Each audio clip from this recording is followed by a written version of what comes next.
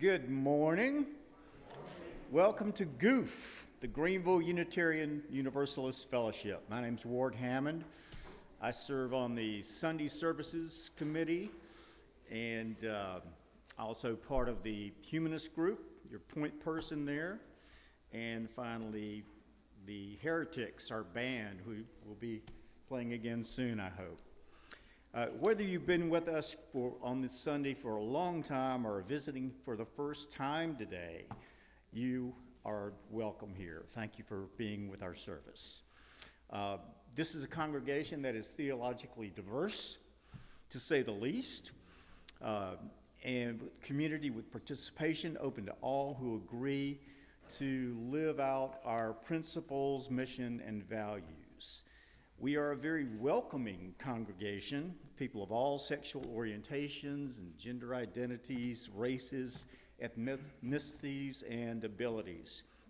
And we unconditionally welcome you as your full, authentic self to our community of caring and commitment to grow as a spiritual and moral being.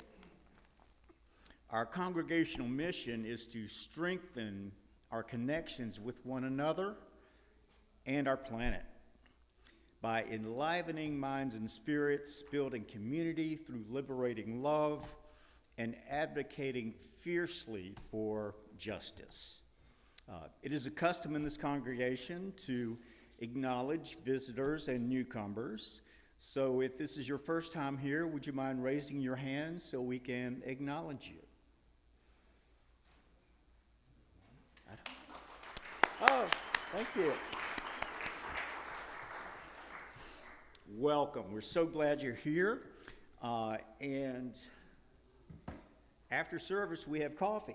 And if you're a new member or you're just a visitor, grab one of these mugs so we can identify you and speak to you and seek you out.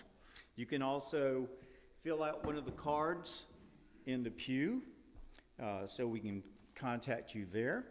Just drop it in the offering basket. And know that whatever your religious history, whatever your personal theology, all people of goodwill are welcome here. Your presence makes us better. Your presence makes us whole. Our service will now begin.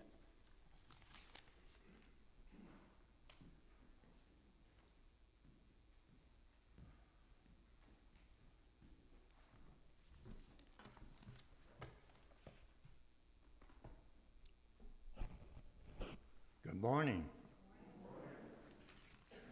I am Ken Elder, and I am pleased to be your worship associate today. Our theme for the month of October is attentive listening.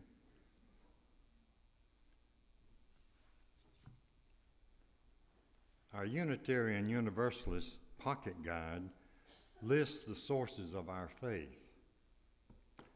The first source mentioned is direct experience of that transcending mystery and wonder. The following example is by me personally.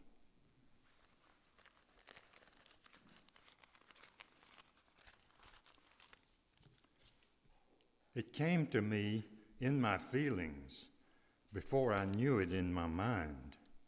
It was the gift of divine grace, Poseidon. The music was so beautiful and melodious. Softly they began, those enticing feminine voices. My first thought was, they sound like the sirens. But then I felt deep within me the sacred reverence of the divine feminine seducing not my body but my soul. Poseidon, the gift of divine grace. Composed by Ken Elder, October 10th, 2024.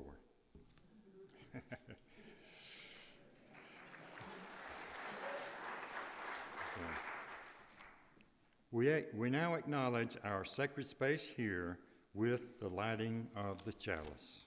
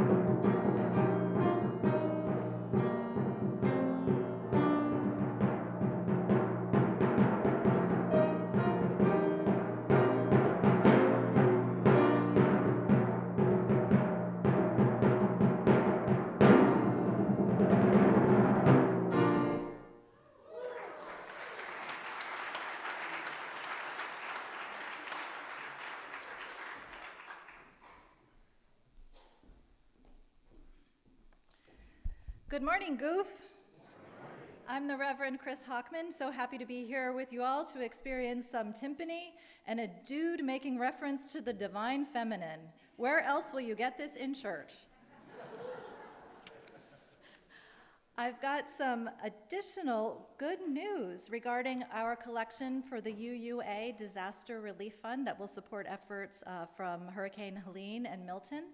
We raised more than $2,000.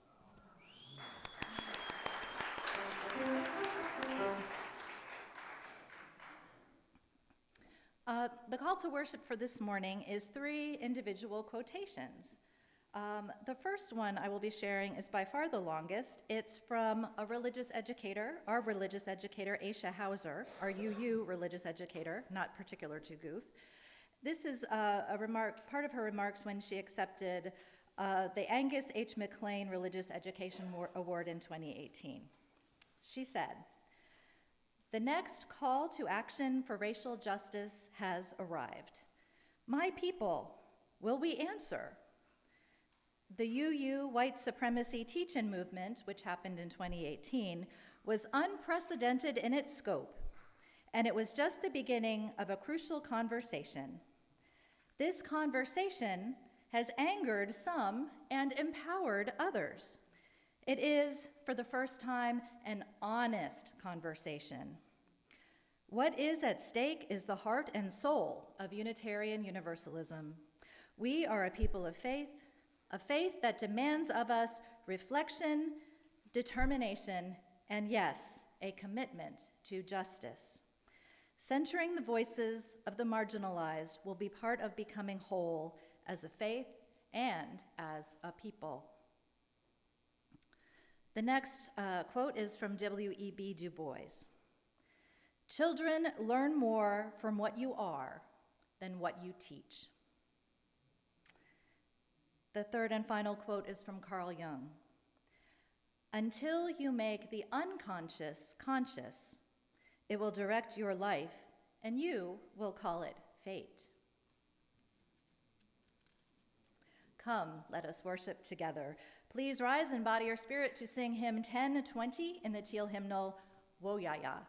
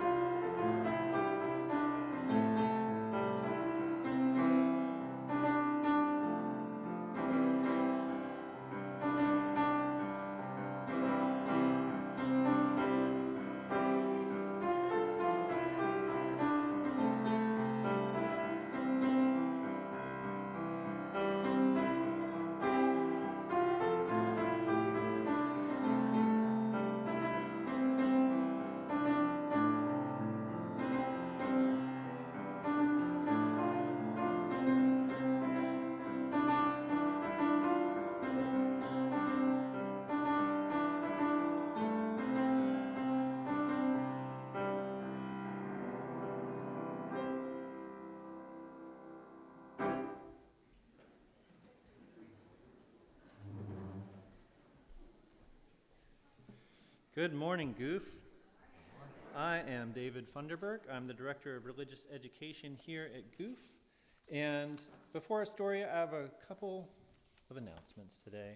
One, which I'm very excited about, is that after our service today, during coffee hour, we are going to have a special event to celebrate Hispanic Heritage Month.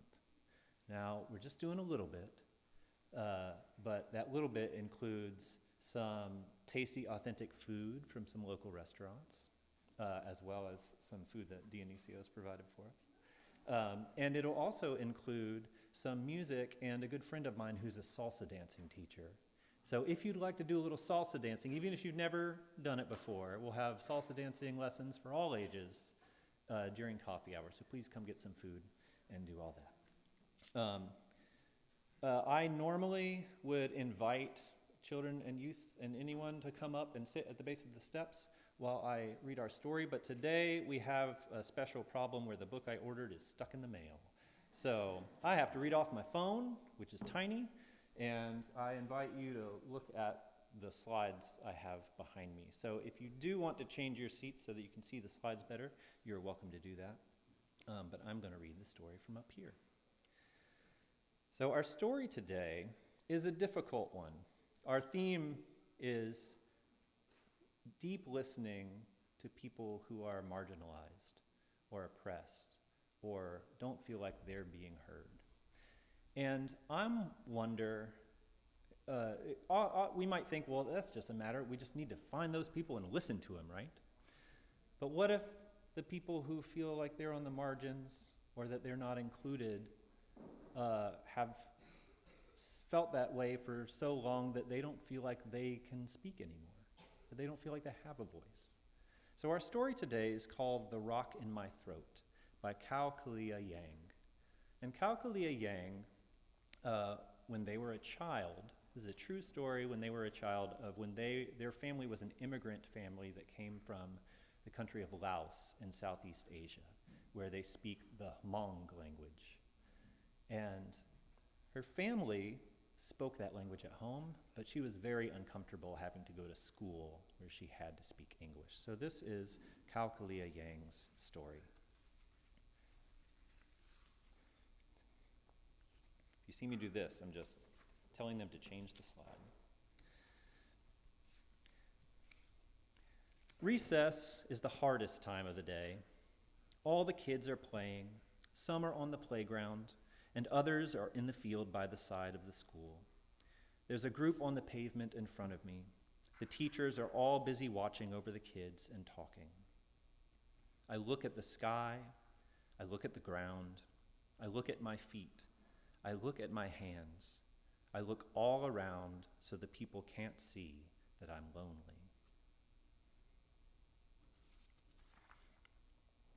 I'm relieved when I see a feather on the ground. It is a gray feather, a small one, like dandelion fluff, only a little bigger. I pick it up. It is soft in my hands. It is mysterious. I hold it in one hand. I touch it with my other. I study it. I'm more interested in the feather today than I was interested in the leaf yesterday. After school, I tell my mother about the sky and the ground. I tell her my feet are small, but my hands might grow large. I tell her about the feather I found, the feather I have in my pocket. My mother says in Hmong, Gu chi pao ua, kia ka chi hai lu tho che ga da.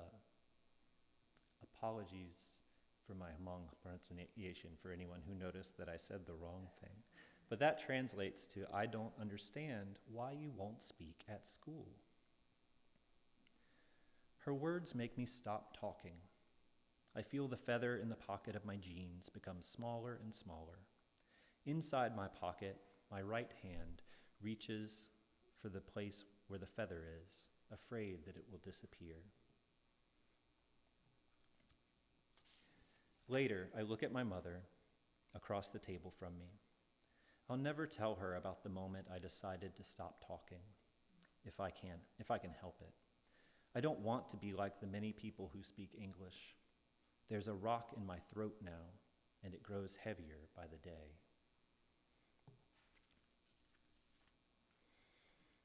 I don't want to be like the woman in the store, the woman who tapped her hand on the counter when my mother tried to ask where the light bulbs were, but didn't know the English words. The one who looked away when my mother said, "I'm looking for the thing that makes the world shiny." The English words in my mother's mouth were sweet and sticky like candy, and they wrapped themselves up in her teeth. Her tongue tried to free the words, but it took time that the English-speaking people don't have. That day, the woman grew bigger and bigger behind the counter. My mother and I grew smaller and smaller in front of it. Now I blink and blink and blink. Across the dining table, I shrug at my mother, letting my shoulders go up and then down. I say, "Gucci pao tia," which means I don't know either.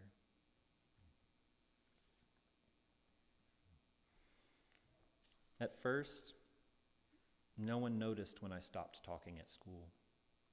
I continued to sit at my assigned desk. I continued to keep my desk clean, my hands to myself. I continued to keep my eyes on the teacher at the front of the classroom. One day, our teacher is sick. We have a substitute who looks a lot like our teacher. She doesn't know who any of us are, but she has a list with our names on it. She calls them one by one. My last name starts with a Y, and I know I'm last. I tried to clear my throat. I listen as all the kids say, "Here," when their names are called.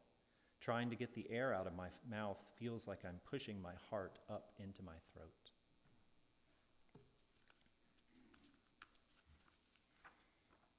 When the teacher says, "Kao Yan," I really try to say, "Here," but the only sound I'm able to make is a shaking cough. She says, "Louder," scanning the room, trying to find me among the desks. The teacher finds me because all the other children are looking at me. They're not all mean looks. A few of them, the nice ones, show on their faces that they're a little hurt for me. I dig into the carpet of my classroom with the tip of my shoes.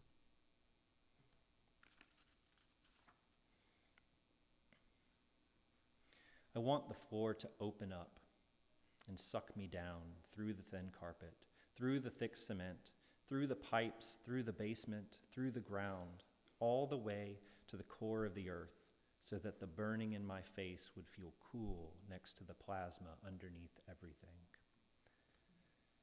Instead, I raise my hand, feeling the heat rise from my throat. The substitute looks at me and smiles. "Next time, speak a little louder." All day long, the volume of my listening to her voice is turned up on high. I can't focus on the math problems on my worksheet. When it is free writing time, I can't write anything at all. Every time she asks a question, I look away so that she doesn't ask me anything. I'm exhausted when I get home. I'm exhausted every day after that. I'm exhausted every time I go to school. I'm exhausted every time we are in the world that speaks English. The only place I'm able to rest is at home. Everyone at home speaks Hmong. My mother, my father, my older sister, and my aunts and uncles and cousins when they visit. Everyone speaks normally to everyone else. It is a song, uninterrupted, and it flows and flows. It is time for parent-teacher conferences. The teacher sits on one side of the table. My father, mother, older sister, and I sit on the other.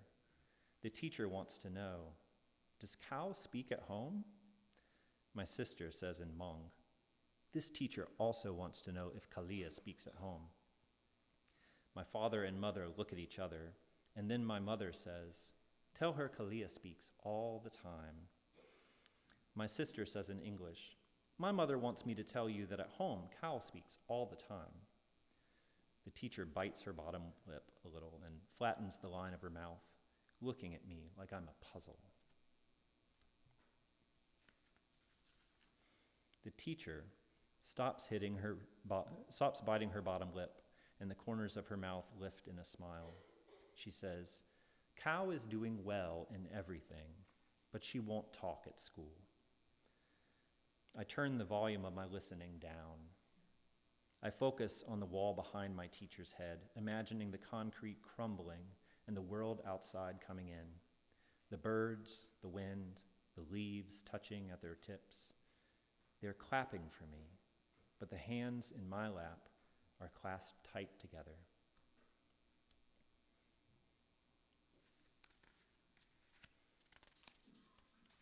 In the car on the way home, my family is quiet. Once in a while, my father looks at me through the rearview mirror. My mother turns her head to check on me. My sister pats my head. They all feel bad for me. I feel bad for all of us. Our brown car coughs into the air every few seconds. Puffs of smoke rise behind us. No one says anything. I know we all have rocks in our throats, and each of us is trying our best. The problem is that mine has grown too big and heavy for me to move. Recess is the worst time of day. The pebble I've picked up is the size of the tip of my little finger. Its surface is gray, but it has speckles of white. In the light of the sun on my palm, the white sparkles like diamonds. It is the most interesting thing I've ever seen in my life. The girl in front of me speaks very clearly and slowly. She says, "Do you want to play with me?" All of my heart wants to play with her, but the weight of the rock is too heavy for my tongue to lift. My throat works, but the words don't come out. The rock grows bigger and bigger as the seconds pass. I don't know how to dislodge it, so I grip the little pebble in my palm. I don't look at her, and I shake my head. No. When she walks away, I repeat her name again and again. Julia, Julia, Julia Chang, I tell myself. One day, maybe she can be my friend. So I wonder if you have ever been in Cal's position where you felt so alone that you just didn't feel comfortable communicating or talking, even if someone listened to you. And I wonder if you were in Julia Chang's position, what could you do to help someone feel more comfortable so that they could open up to you when they feel silenced? And with that, I thank you for listening. And I welcome any kids who want to come to classes today. 4th and 5th graders will go downstairs, and kindergarten through 3rd grade will go to the classroom at the end of the hallway, and parents can pick them up there at 12:15. Thank you.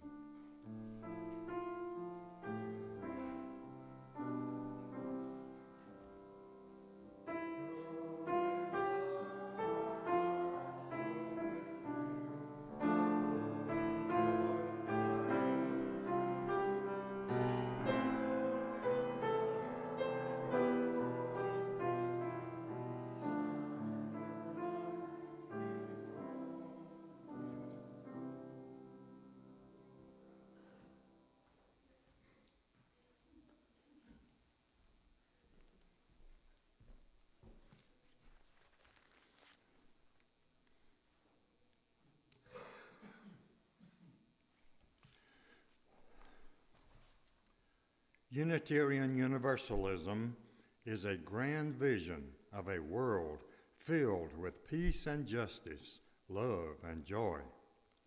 That vision is embodied in its congregations. Every congregation depends on each of its members and friends through their commitment of time, energy, and resources to make that grand vision real.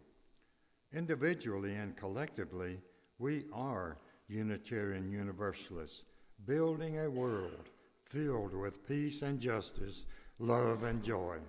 The offering will now be given and gratefully received.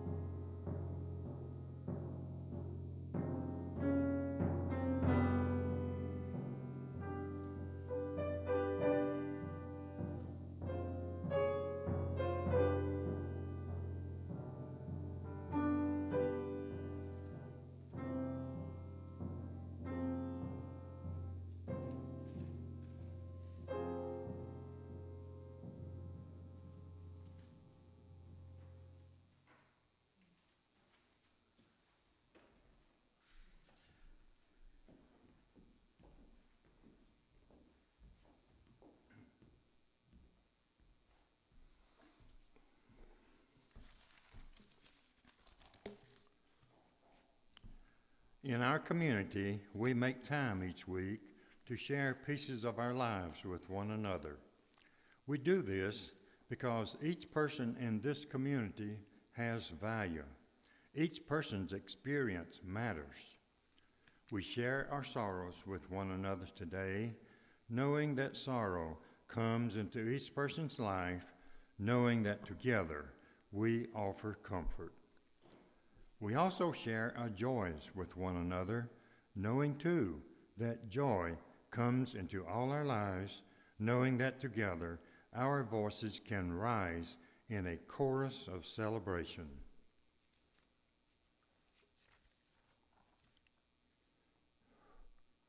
This is from Alicia Ramirez Sanders. Please send good vibes, prayers, and whatever is your thing. T and I are not feeling well at all and don't want to share whatever it is with our GUFF family. Probably a gift from Lakeview Middle School. We miss you all. Many thanks for the GUF at Habitat crew Peter, Jean, Fred, Pat, Victor, Rory, Tony, David, John, and Janet, who worked diligently on Saturday, October 12th. We accomplished a lot and had fun too. Come join us. That was by Janet Aguilar. This next one is from Lucy Fernandez. Please keep my husband, Kevin Berry, in your thoughts. He is having a spinal fusion on Friday, October 18th, hoping for a successful surgery and that it alleviates his pain. As I said, that was by Lucy Fernandez. This next one is from Betsy and Charlie Smith. A huge thanks to everyone here who has made our forced evacuation from our River Valley home in Saluda, North Carolina possible and welcoming. We were one of the lucky ones in Pearson Falls Valley. Our neighbor upstream lost their new house, and 2 houses downstream, our neighbors were crushed and died when their house collapsed. Please send healing and rebuilding energy North Carolina way, and we all try to re-enter our homes and our woodsy riverside lives there. I said that was by Betsy and Charlie Smith, and they have a P.S. Extra special thanks to Sue Collins and Mary D. Harper, who shared their homes with us. And this is from Ward Hammond. 2 joys. Congrats to my South Carolina Gamecocks on a huge win in Oklahoma yesterday. And a shout out to Dr. Malcolm Munson as he recovers from hip surgery and will be with us soon. Okay. We will light a final candle representing all of the joys and sorrows present in our hearts that yet may remain unspoken.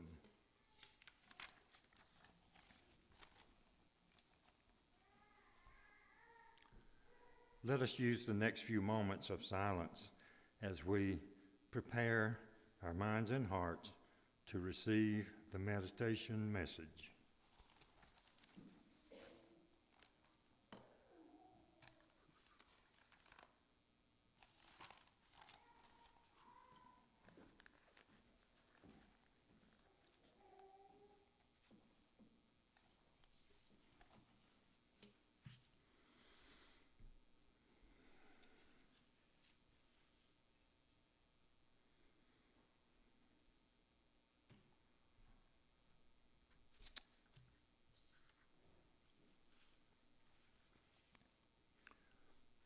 It had been mentioned earlier that our theme for October is deep listening.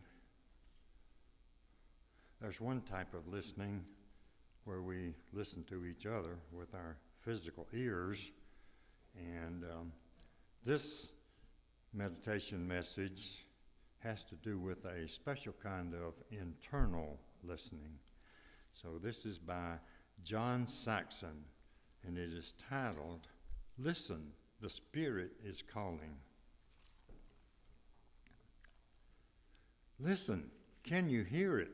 The Spirit is calling. It calls us in the silence and through the noise and busyness of our daily lives. It calls us in the brightness of the day and the darkness of the night, in times of hope and despair. Listen, can you hear it?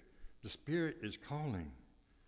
It doesn't matter what you call it, for it has no name and has many different names. The Spirit of life, the Spirit of love, the Spirit of compassion, the Spirit of hope, the Spirit of justice. Listen, can you hear it? The Spirit is calling. It's calling to you and to me. It's calling us to greater wholeness, greater connection, greater service, greater love. It's calling us to heal the brokenness within ourselves, in others, and in the world. It's calling us to live more deeply. It's calling us to beauty. It's calling us to laugh and dance and sing. It's calling us to live through life's pain and sorrow. It's calling us to live courageously and to kindly speak our truth in love, and to bend the moral arc of the universe toward justice. It's calling us into community. It's calling us into the greater life of all. Listen, can you hear it? The Spirit is calling.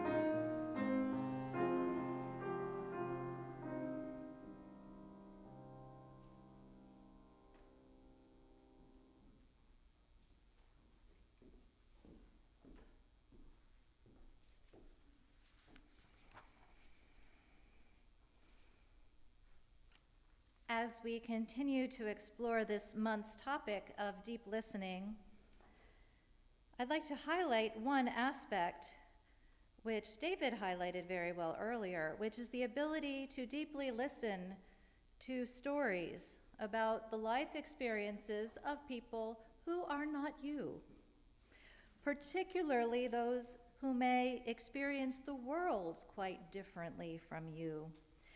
Experiences you probably haven't experienced. Stories that make you realize the things you don't know that you don't know. Because it's often the things that we don't know that can get us into trouble. My words today are based on a report from the UUA Commission on Institutional Change. And this report is the size of a book. It's also available free online, and it's called Widening the Circle of Concern. It was published in 2020. So here's some background on the report.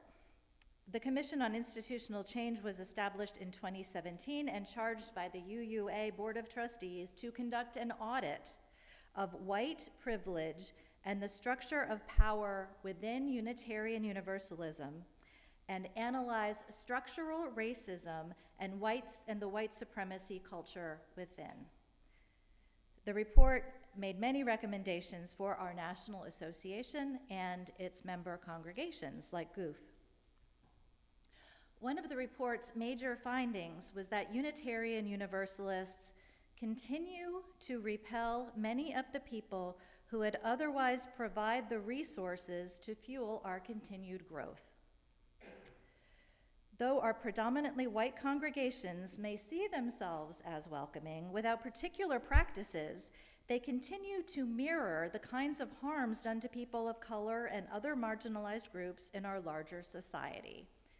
In sum, this is saying that we're not doing a better job than anyone out there is. And in my words, I believe this is true, that we often repel people of diverse or marginalized backgrounds who are UUs in their hearts and souls. They find great meaning in our common theologies and values. We are their first choice for religious community. These same folks who we think we are welcoming well or treating well are often repelled because we unknowingly say and do the wrong things. And goof is not exempt from these often well-meaning practices that turn people off and turn people away. Make them feel like they are being treated as the other rather than one of the we. People have left our congregations and have left goof because of the well of hurt that has accumulated over many small acts of insensitivity and, quite frankly, well-meaning ignorance. So, to show that my remarks today are not about imposing guilt, that if you happen to be a person who is white, our ignorance is baked in. So it's not any one individual's fault. So I'm going to tell you my story of ignorance. Yay! For many years, well into my adulthood, I really bore no ill will toward anyone. You know, I bought into the UU idea about one human family. We are all connected. We are all one. I considered myself to be liberal and progressive and, you know, pretty woke when it comes to race. Well, it turns out I didn't know what I didn't know. Then my UU church in Richmond, Virginia offered a weekend intensive anti-racism training, and I signed up. Now, the weekend was very uncomfortable, and it was gut-wrenching. It exposed me to all sorts of experiences of racism, from the subtleties of microaggressions and unconscious bias to the systemic nature of racism, how it is baked into all systems in our society. I heard stories that made my hair stand on end. Towards the end of the weekend, I started to internalize the fact that the life experience I had had as a white person in society was very different from that of Black people, Indigenous people, and people of color. This realization was so profound and disorienting. For about a week after the class was over, I walked around heartbroken and in a kind of daze. I conceived this really strange plan to eradicate systemic racism from the state of Virginia. I mean, my prior sense of reality had been shattered. I felt like I had been lied to all my life about how the world works. And I realized that I had lived this lie, mistakenly assuming that the rules were the same for everyone, that racism was a thing fading well into the past, and that everyone was treated mostly alike.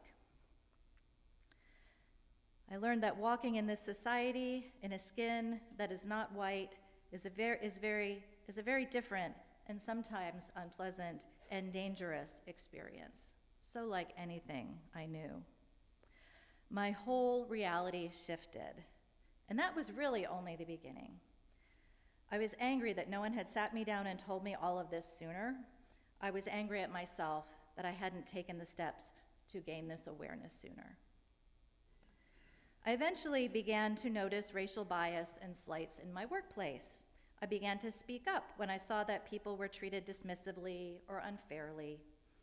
And I'm not making myself out as a great person or a hero. My whole point in telling you this is that I was finally noticing for the very first time the things that had always been right in front of me my whole life that I never noticed before. And to this day and for the rest of my life, I am still learning. Now, today, I look back on that training and remember all the absolutely well-meaning, not hateful, but seriously cringy things I said, and the now embarrassing questions I asked before this new reality kicked in. Most of my comments and questions were about, I'm not a bad person because I didn't know this, right? I'm not a bad person because maybe I offended somebody totally by accident. And now I look back and think, wow, I really just wanted to let myself off the hook and wanted validation for that. That's the really cringy part for me. But when it comes to race, all white people, including the loving and well-meaning ones, we've been programmed badly by our society and our dominant culture. So well that we don't even know it. Even those of us who think we're liberal and enlightened have been affected by the garbage that our dominant culture, that values whiteness over everything else, has taught us is normal and okay. And it's been hardwired. So I told you my story because if I didn't get it without strong education and intervention, and you are also a person who also happens to be white, you probably didn't get it either, unless you've taken strong measures to educate yourself. And if you have not, I can say with 99% certainty that you do not get it. And those of us who are white will probably never get it completely and fully, because we really can only experience nothing but whiteness, right? But and it's not necessarily our fault, as individuals to blame. These systems trained us to be the way we are, so I'm not trying to guilt trip anybody, so if that's in your mind, just don't go there. It's not personal, it's not about guilt. And it's not necessarily our faults we got messed up in this way, but it is our duty to understand as fully as we possibly can and continue to grow in our understanding. Our skewed sense of reality, again, I'm talking to white people, is not our fault. It is in the air we breathe, it's in the water we swim in. We are programmed to have unconscious bias. So even if we don't have conscious bias, we all have programmed to have unconscious bias.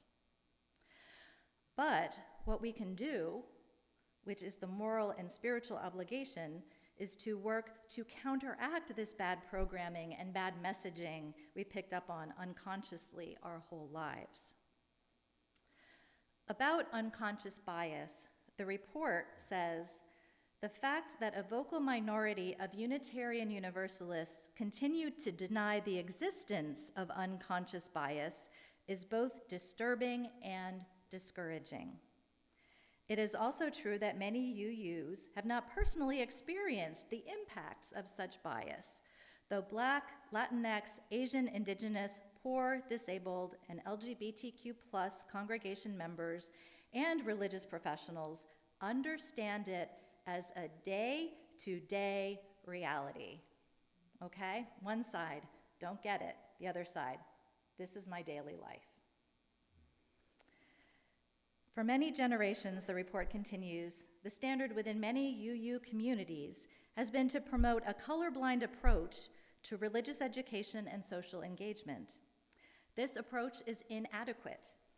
Research shows children and people of all ages need positive and empowering conversations about race to overcome bias and also internalized oppression. Our theological mandate to be inclusive of all who share our values includes a responsibility to move from being colorblind to working to end anti-Blackness and unconscious bias. It continues, unconscious bias, left unaddressed, creates personal, interpersonal, and organizational practices that privilege some and oppress others. These practices can prove toxic for members of groups that the organizations were not originally designed to serve. Regarding UUs in particular, okay, this is UUs in particular, especially for us, the idea of unconscious bias is a hard sell for people who value rationality and observable science above all. Apparently, in our valuing of rationality, we can't always recognize our own irrationality. The good news is that once unconscious bias is acknowledged, the journey of dismantling it is productive, and for many people, freeing. However, initial efforts can be unskillful and further distance other and humiliate those of our beloveds who are Black, Indigenous, and people of color. How about that? Now, this report is encouraging congregations to have conversations about race, but there's kind of a caveat to that. We can't have this open dialogue until everyone, particularly the white people in the room, understand the potentially harmful implications of what they may say as they're wrestling with their unconscious bias and new learning. a lot of yucky stuff comes out in this process that can be hurtful. That's why anti-racism education is now often being held in caucus groups, racial caucus groups, so that white people can do their learning and get up to speed about the things Black, Indigenous, and people of color already know because they live it every day. So the white folks in our congregations need this a baseline of understanding, at the very least, a basic sensitivity before they should participate in wider discussions on race. Because the things you don't know will not only hurt you, they can hurt others as well. The report goes on to say, if unaddressed, unconscious bias creates communities that are not safe for people who have marginalized identities. This is particularly true in religious communities because people bring their highest ideals, and the gap between what they see professed and what is actually happening can be truly damaging. So you can see how that's a problem, right? Our congregation has the phrase radical inclusion in our mission and vision. And our recent congregational survey very overwhelmingly said that increased diversity is very important. It's very important to the congregation. But yet our congregations, Goof included, have a pattern of turning off and running off people by saying the wrong things, by making people feel othered, even with the best of intentions. Feeling othered means that you feel like you are being singled out or treated differently, sometimes even like a novelty or a curiosity because of the identity you hold. So this happens in our congregations, including here, full of well-meaning people who are simply trying to be friendly, but just going about it in the wrong way. So the antidote to this is training and education. Training and education. One way unconscious bias shows up in behaviors called microaggressions. Who here has heard of microaggressions before? Okay, I'd say maybe about half. That's pretty good. So the definition of a microaggression is this. It's a statement, action, or incident regarded as an instance of indirect, subtle, or unintentional discrimination against members of a marginalized group, such as a racial or ethnic minority. Okay. These behaviors, if experienced enough, have the power to drive away Black people, Indigenous people, and people of color, and others with marginalized identities. Now, microaggressions are so insidious because it's a bunch of small instances that pile up over time. Microaggressions are often referred to death by 1,000 cuts, because that's what the cumulative effect of all these little remarks feels like on the receiving end, of these microaggressions. It feels like death by 1,000 cuts. And can you imagine how exhausting that is, right? So now we're going to play a clip from a video. Sorry I didn't give you more warning up there, guys. It's 2 minutes, and it's from a workshop on microaggressions, and it is provided by UUs, for UUs, at our 2016, back a while ago at General Assembly. This is the opening reading that the presenters give, which gives some examples of microaggressions. You might want to laugh at the ridiculousness of some of them, but I can tell you that they've all been said in UU spaces. So, are we ready to put it up? We begin our session today with a reading.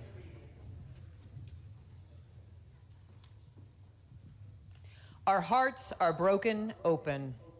Hear these words, all too common among us.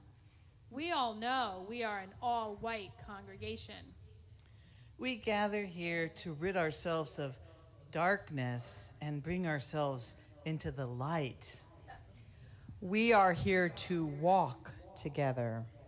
Brothers and sisters, we gather here today representing mankind. Microaggressions are in the questions we ask. Where did you go to college? So, you're transgender. Did you have surgery? Hey, I see you're Latina. Want to practice your Spanish with me? Microaggressions are in the assumptions commonly made among us. Well, we all know that we're a middle and upper class congregation. Well, I'm fine with people of color. I just don't think people who are mostly emotional will appreciate Unitarian Universalism. These are real, folks. I can't help it. I want to believe that Muslims are good, and yet they do so much violence. Microaggressions are in the statements we make. Well, we all went to good schools, and we know all of them did not. Let us stand together at this time. I can't help it. A minister for me will always be a white man with a white beard. Our hearts are broken open. Our hearts are broken open. Our hearts are broken open. Our hearts are broken open.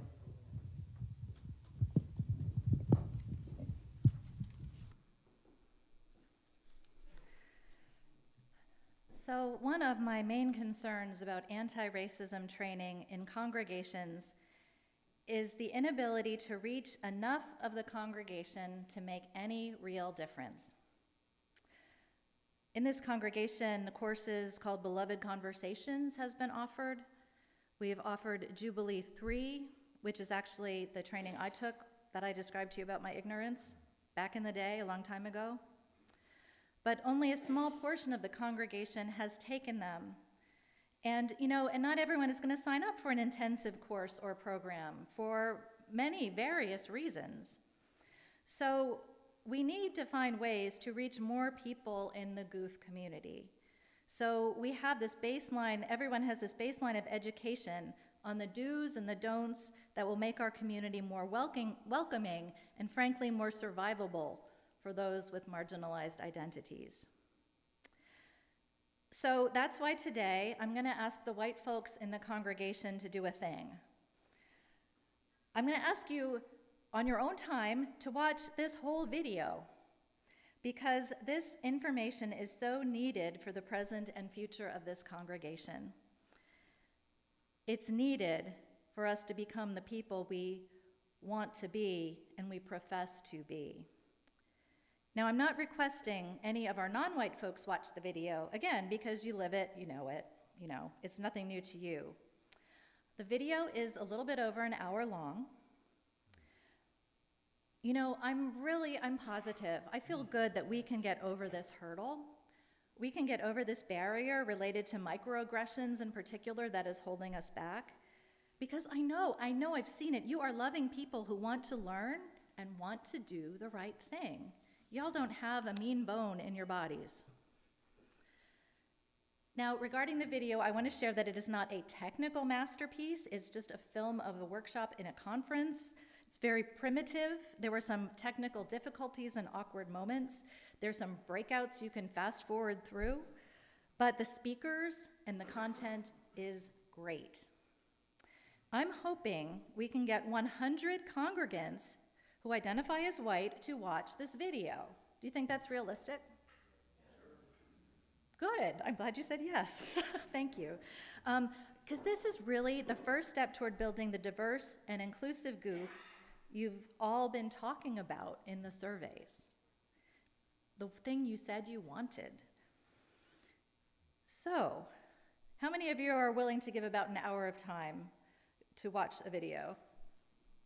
Good. How many of you are really excited about it? All right, good. That's pretty good. All right, we have some genuine excitement. Yay.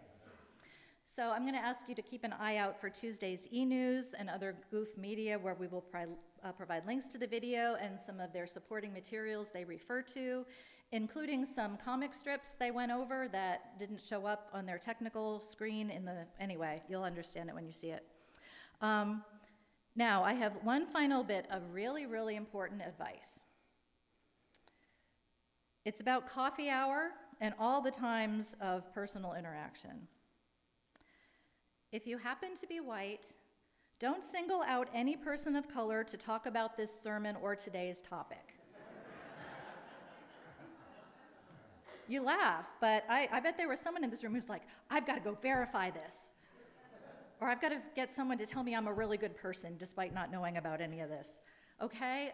Don't do that. And if your friend didn't pay attention or, just pull them back, interrupt, rein them in. Because putting people on the spot like that or expecting them to be your teacher or give you some kind of validation, that is simply can be perceived as another form of othering, right? Making someone be an expert on their race and speak for their race and be the default educator for a bunch of people. So no, don't do that. All right, not going to do that? We got it? All right. Because really, it's an example of a microaggression. But please talk to people. Just choose other topics of conversation. All right. So goof, it is time. It is time to walk the talk. If you happen to be white and the information I presented today is even just a tiny bit new to you, it's time to learn the things you don't know that you don't know.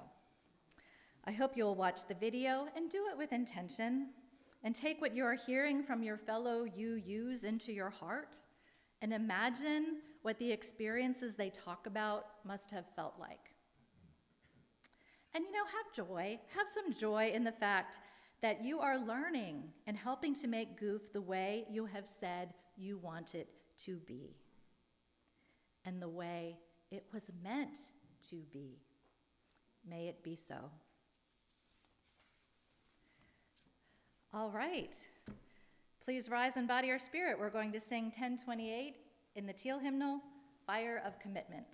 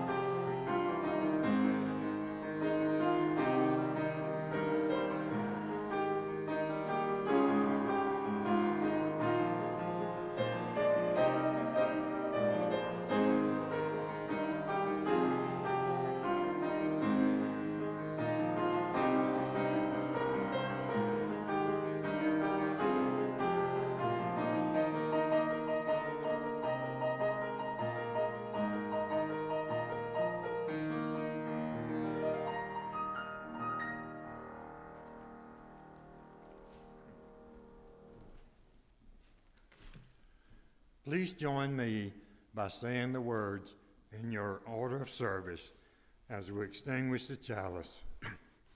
We extinguish this flame, but not the light of truth, the warmth of community, or the fire of commitment.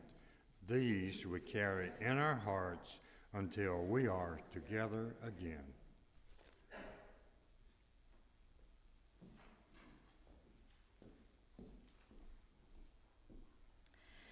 Our closing words are from Andrea Hawkins Kemper. May we see all as it is, and may it all be as we see it. May we be the ones to make it as it should be. If not for us, who? If not now, when? This is answering the cry of justice with the work of peace. This is redeeming the pain of history with the grace of wisdom. This is the work we are called to do, and this is the call we answer now. To be the barrier and the bridge, to be the living embodiment of our values, to be about the work of building the beloved community, to be a people of intention and a people of conscience. Dear ones, go in peace, return in love, and go salsa dancing.